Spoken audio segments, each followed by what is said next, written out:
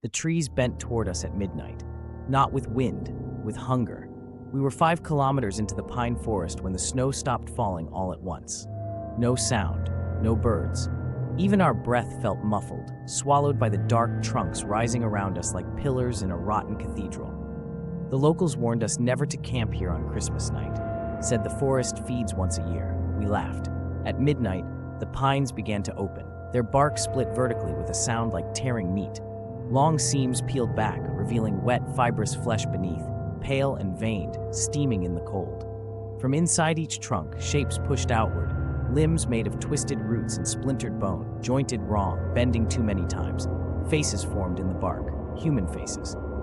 Stretched wide, eyes fused shut with sap, mouths nailed open by wooden teeth grown straight from the trunk. Resin dripped from their lips like drool, that glowing faintly gold. One tree leaned closer, its branches lowered, needles clattering together like teeth.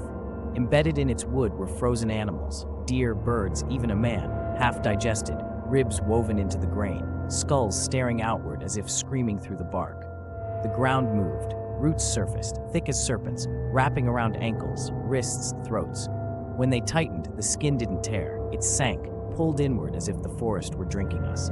My friend Mark was lifted off the ground, pressed against a trunk. The bark softened, opening like a mouth. His face was the last thing I saw, eyes bulging, lips moving soundlessly as the tree folded him inside itself. The bark sealed shut, smooth again, except for his face now faintly visible beneath, frozen mid-scream. The pines swayed in satisfaction. I ran. The forest followed. Branches bent low, forming arches that funneled me forward. Needles brushed my skin, leaving thin cuts that filled with sap instead of blood. The trees whispered, not words, but chewing sounds, slow and wet.